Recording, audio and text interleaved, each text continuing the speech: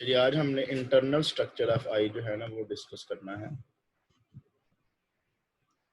कल हमने external structure discuss किया था। अगर हम आई बाल की बात करें यानी कि सिर्फ अंदर वाले हमारे स्ट्रक्चर की, it is embedded in orbital fat but is separated from by the fascial sheath of the eyeball. इसके साथ अटैच होती है जो हमारे ऑर्बिट्स की फैट है, लेकिन एक शीथ होती है फेशियल शीथ, उसकी मदद से ही आई बाल से जो ऑर्बिटल फैट है वो सेपरेट होती है। चलिए यार ये चीज़ याद रखनी है। उसमें सबसे पहले आपने जो मेन चीज़ याद रखनी है कि 3 कोट्स हैं, fibrous coat, vascular pigmented coat and nervous coat. इस तरह के 3 कोट होते हैं हमारी आई के, fibrous coat, vascular pigmented coat इसमें यानी कि वेजल्स होंगी, और नर्वस कोट। सबसे पहले इस स्ट्रक्चर को थोड़ा सा देख लें आप लोग आम के। आपको मैंने पहले भी करवाया होगा, आप लोगों ने बनाया भी होगी डायग्राम। तो ये जो चीज़ याद रखने वाली है, सबसे बाहर वाली लेयर जो है उसे हम लोग स्क्लेरा कहते हैं, ये वाइट कलर की होती है। उसके बाद की जो लेयर है उसे हम लोग कोराइट कहते हैं, और सबसे जो अंदर वाली लेयर होती है आंख की उसे हम लोग रेटिना कहते हैं। ठीक है, ये जो बाहर वाली स्क्लेरा लेयर है इन फ्रंट के ऊपर ये जगह पे आकर इसे कॉर्निया कहते हैं, क्योंकि ये रोशनी को आने देता है आंख में, एंट्री इसकी मदद से होती है, रिफ्रैक्शन इसकी मदद से होती है। ठीक है, उसके बाद जो मेन पॉइंट्स याद रखने वाले हैं कि आंख में ये जो पड़ा हुआ है ये लेंस है, इसके आगे एक आंख का पर्दा होता है जिसे आइरस कहते हैं। आइरस लेंस से आगे वाले पोर्शन को 2 में डिवाइड कर देता है, एक एंटीरियर पोर्शन है और एक पोस्टीरियर चैम्बर है। एक एंटीरियर चैम्बर यहाँ, अब लेंस से लेके इस सारी जगहों के ऊपर होता है एक्वस ह्यूमर। ठीक है, ये याद रखना आपने कि लेंस से आगे कॉर्निया तक का जो फ्लूइड होगा उसे हम लोग एक्वस ह्यूमर कहेंगे, और लेंस से लेके रेटिना तक ये जो सारा फ्लूइड होता है इसे हम लोग विट्रस ह्यूमर कहते हैं। ठीक है, इस तरह लेंस को पकड़ने के लिए यहाँ पे सिलियरी बॉडीज, सिलियरी मसल्स और सस्पेंसिव लिगामेंट्स होते हैं। ये सारे मसल्स और लिगामेंट्स जो है वो लेंस को अपनी फेस की जगह के ऊपर जो है ना फिट रखते हैं। उसके बाद ये कंजक्टिवा पड़ा हुआ है जो कि आंख की कैविटी को कहते हैं हम लोग, और रेटिना के ऊपर मुख्तलिफ पॉइंट्स होते हैं, जैसे ये वाला पॉइंट जो है इसे फोविया सेंट्रलिस कहते हैं। ठीक है, इस तरह ब्लाइंड स्पॉट भी होता है जहाँ पे ये नर्व जो है वो ऑप्टिक नर्व जो है वो आंख में एंटर होती है। इस पॉइंट को ब्लाइंड स्पॉट कहते हैं क्योंकि इस पॉइंट के ऊपर कोई इमेज नहीं बनती। रेटिना के अंदर रॉड्स एंड कोन्स होंगे, ये आप लोगों ने एफएससी मैट्रिक लेवल के ऊपर पढ़ा होगा। ये वो पॉइंट है जिसे ऑप्टिक डिस्क कहते हैं, यहाँ पे जो है ऑप्टिक नर्व जो है वो आंख में दाखिल होती है। ठीक है, बाकी डिटेल से हम लोग जो है ना वो इसके टॉप करते हैं। सबसे पहले हम लोग पढ़ेंगे फाइब्रस कोट। जैसे मैंने बताया ये सबसे आंख की सबसे बिरोनी लेयर है, और इसका जो पोस्टीरियर पार्ट है वो जो व्हाइट कलर का मैंने आपको दिखाया वो बैक पार्ट है, ये स्क्लेरा होता है, और एंटीरियरली जो लेंस से आगे वाला पार्ट होता है उसे हम लोग कॉर्निया कहते हैं। सबसे पहले हम लोग स्क्लेरा पढ़ेंगे। It is composed of dense fibrous tissue and is white. Sclera white colour का होता है, ये आपकी आंखों में व्हाइट कलर का नजर आ रहा है ना, बेसिकली स्क्लेरा है। Posteriorly it is pierced by the optic nerve, जैसे हमने अभी पिक्चर में देखा था, यहाँ ऑप्टिक नर्व जो है वो यहाँ से स्क्लेरा से एंटर होकर जाएगी, and is fused with the ड्यूरल sheath of the nerve. और हर नर्व के गिर्द भी जो है ड्यूरा मेटल मौजूद होता है, क्योंकि ये क्रेनियल नर्व है, ब्रेन से आ रही है, इसलिए इसके गिर्द भी ड्यूरल शीथ मौजूद है। अच्छा, अब स्क्लेरा आगे से कंटिन्यू हो जाता है विद द कॉर्निया। अब ये एमसीक्यू क्वेश्चन आपने याद रखना है कि स्क्लेरा और कॉर्निया का जो जंक्शन है, जिसे कॉर्नियो स्क्लेरा जंक्शन कहते हैं, इसको लिम्बस कहते हैं। ठीक है, तो याद रखें स्क्लेरा और कॉर्निया जिस पॉइंट के ऊपर आकर मिलते हैं फ्रंट ऑफ द लेंस या लेंस के पॉइंट के ऊपर, उस पॉइंट को हम लोग लिम्बस कहेंगे। उसके बाद कॉर्निया आ जाता है, जैसे मैं आपको बताया था ये ट्रांसपेरेंट पार्ट है, ये सामने वाला जो आंख का नजर आता है हमको हिस्सा ब्लैक कलर का, ये इसे कॉर्निया कहते हैं। इसका फंक्शन क्या है? It is largely responsible for refraction of the light entering the eye. It is in contact posteriorly with the aqueous humor.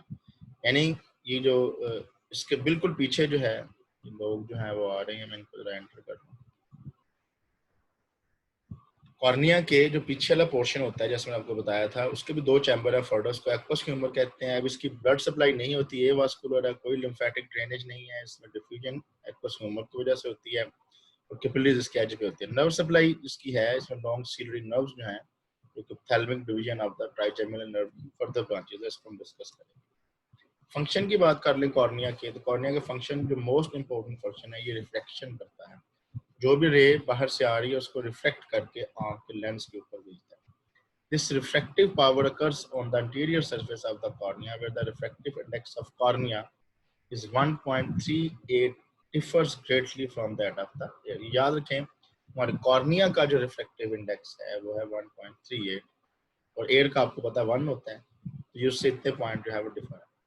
The importance of the tier film is, हमारे आंखों में चूंकि आंसू बनते हैं और इसका क्या फायदा है, maintaining the normal environment of the corneal epithelial cell should be stressed, यानी ये हमारी आंख की जो नॉर्मल एपिथेलियल है उसको जो है ना वो मेंटेन रखता है, जो आंख में हमारे आंसू पैदा होते हैं। उसके बाद जो सेकंड लेयर थी जिसको उसको वास्कुलर पिगमेंटेड कोट भी कहते हैं, इसको इसमें 3 चीजें आ जाती हैं। कोराइड जो सेकंड मोस्ट लेयर थी, सीलरी बॉडी और आंख का पर्दा जिसे हम लोग आइरस कहते हैं।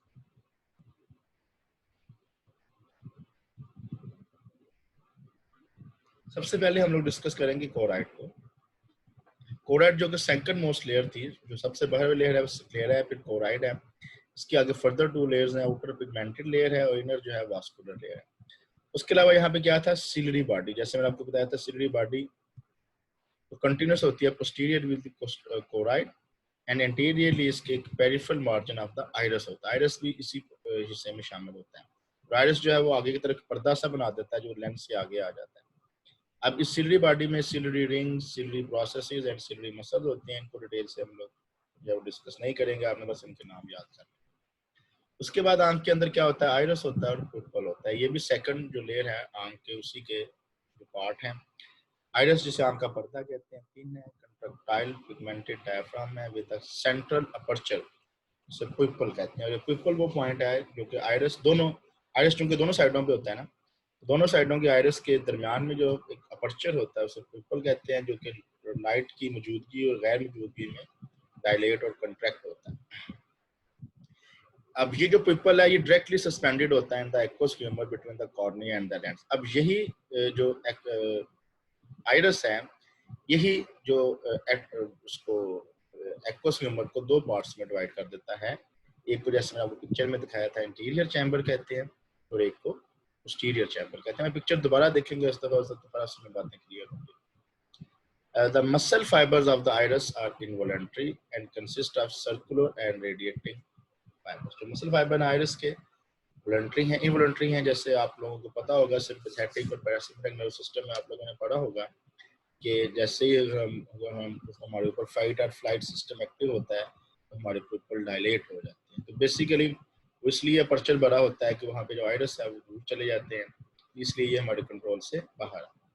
तो इस तरह इसमें 2 फाइबर्स होते हैं, सर्कुलेटिंग एंड रेडिएटिंग फाइबर। जो सर्कुलेटिंग फाइबर्स हैं वो स्फिंक्टर पुपिल्लाई बनाते हैं और जो रेडियल फाइबर्स हैं वो डायलेटर पुपिल्लाई बनाएंगे। तो नाम से जाहिर हो रहा है, सर्कुलर फाइबर्स हैं वो पिपल को कंस्ट्रिक्ट करेंगे और जो रेडियल फाइबर जिसे डायलेटर पुपिल्लाई कहते हैं, ये इसको जो पिपल को डायलेट करेंगे। तो नाम से ये बात जाहिर हो रही है।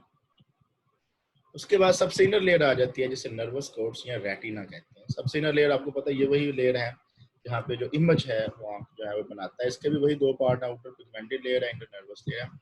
आउटर सरफेस जो है वो डायरेक्टली इन कांटेक्ट होगी विद द कोराइड और इनर सरफेस जो है वो विट्रस बॉडी या विट्रस ह्यूमर, क्योंकि वो ह्यूमर था जो कि लेंस और रेटिना के दरमियान में आपको पिक्चर में दिखाया था। दोबारा पिक्चर दिखाऊंगा कि क्लियर हो जाएगी। The posterior 3/4 of retina is the receptor organ। पीछे सबसे आगे रेटिना तो डायरेक्टली अटैच्ड हो जाएगी ना विद द लेंस। पीछे से इसके जो ऑर्गन है वो रिसेप्टर ऑर्गन, वहीं पे आगे इमेज बनती है। अब जो इसका इंटीरियर एज है जो आगे की तरफ लेंस की तरफ है, वेवी रिंग बनाता है जिसे ओरा सेरेटा कहते हैं और वहाँ पे जो है नर्वस टिश्यू जो है वो एंड होता है। Interior part of the retina is non receptive. जैसे मैंने आपको बताया जो लेंस के पास वाला पार्ट होगा रेटिना का, वहाँ पे कोई इमेज नहीं बनेगी, नॉन रिसेप्टिव है। उसमें पिगमेंट सेल हैं और कुछ कोलम्बर एपिथेलियम, ठीक है। This anterior part of the retina covers the ciliary processes and the back of the iris, उसको कवर करता है। At the center of the posterior part of, अब posterior part की अगर हम बात करें, उसके सेंटर में एक येलोइश एरिया जिसे मैकुला ल्यूटिया कहते हैं। ये याद रखना है कि जो पोस्टीरियर पार्ट ऑफ रेटिना है उसके सेंटर में एक ओवल येलोइश एरिया जिसे मैकुला ल्यूटिया कहते हैं, which is the area of the retina for the most distinct vision. अब ये वो जगह है जहाँ पे हम लोग जितना मैक्सिमम हमारी बैद नजरी है, मैक्सिमम किस चीज को डिस्टिंक्टली देख सकते हैं, ये उसको देखने के लिए जो यूज होता है। It has a central depression. अब वो सारी जगह के ऊपर मैकुला ल्यूटिया मैंने पिक्चर में दिखाया था, एक डिप्रेशन होगी जहाँ पे थोड़ा सा रेटिना अंदर की तरफ मुड़ी होगी, उस पॉइंट को हम लोग फोविया सेंट्रलिस कहते हैं। सेंटर से सेंट्रलिस बना। ऑप्टिक डिस्क की बात करें तो हमने जैसे मैं बताया था, ऑप्टिक डिस्क वो पॉइंट है जहाँ पे ऑप्टिक नर्व जो है वो रेटिना से निकलती है। ये 3 millimetre to the medial of the macula lutea by the optic, यानी कि मैकुला ल्यूटिया की अगर हम 3 मिलीमीटर मीडियल की तरफ आए, टुवर्ड्स ऑप्टिक डिस्क आए, तो आपको ये जो है ना वो ऑप्टिक नर्व नजर आएगी। Optic disc is slightly depressed at its centre where it is pierced by central cavity of the central थोड़ी सी डिप्रेस्ड होती है।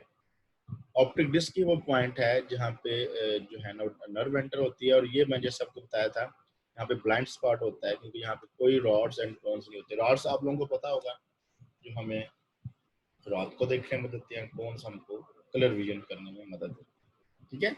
अब लेकिन जो ऑप्टिक डिस्क वाला पॉइंट है यहाँ पे कोई रॉड्स यानी कि यहाँ पे कोई इमेज नहीं बनती, इसलिए इस पॉइंट को हम लोग ब्लाइंड स्पॉट कहते हैं, अंधा नुक्ता।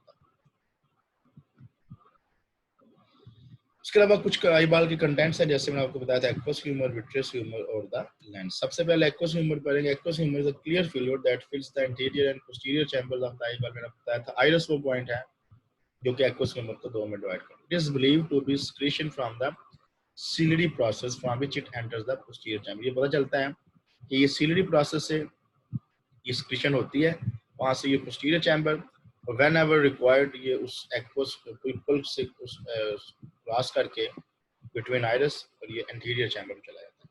It then flows into the anterior chamber through the pupil and it is drained away through the spaces at the iridocorneal angle। ये iridocorneal angle मतलब iris और cornea के एंगल के से ये ड्रेन होकर एक कैनाल से बनाता है जिसे कैनाल ऑफ श्लेम कहते हैं।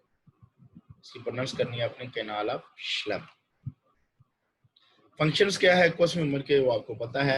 एक तो मेन फंक्शन ये है कि हमारी आई बाल को कंट्रोल करता है, सपोर्ट करता है। इस वजह से इंट्रा ऑकुलर प्रेशर जो हमारी आंख का इंटरनल प्रेशर है वो मेंटेन रहता है, इस तरह उसकी शेप भी मेंटेन रहती है। और अगर इसमें कोई प्रॉब्लम आ जाए एक्वस ह्यूमर में तो रिजल्ट होता है जिसे हम लोग ग्लाइकोमा कहते हैं, ठीक है। This can produce degenerative changes in the retina with consequent blindness. अगर ये काम चलता रहे तो ये अंधेपन की तरफ चला जाता है ग्लाइकोमा। ग्लाइकोमा दिखाया गया है ये बिल्कुल एंटीरियर चैम्बर में लेंस के ये प्रॉब्लम क्रिएट होती है, इसमें इसके ड्रेनेज में प्रॉब्लम आ जाती है। वहां से ये अगर ये देखें यहाँ से ये प्रेशर पीछे की तरफ चला गया, यहाँ पे प्रेशर लगा रहा है, इस वजह से जो लेयर्स हैं आंख की उस प्रेशर बिल्डअप की वजह से वो स्लिम हो गई हैं, थिन हो गई हैं। और अगर ये काम इतना ज्यादा मजबूती से ये चलता रहा, सारा का सारा प्रेशर जो है वो विट्रस की उम्र पे पड़ेगा। विट्रस की उम्र जब प्रेशर पड़ेगा तो आंख के ऊपर इमेज नहीं बन पाएगी, जो बेसिकली रेटिना का फंक्शन था इमेज बनाना। और ये अगर ये काम चलता रहा तो अंधापन जो है वो पैदा हो सकता है।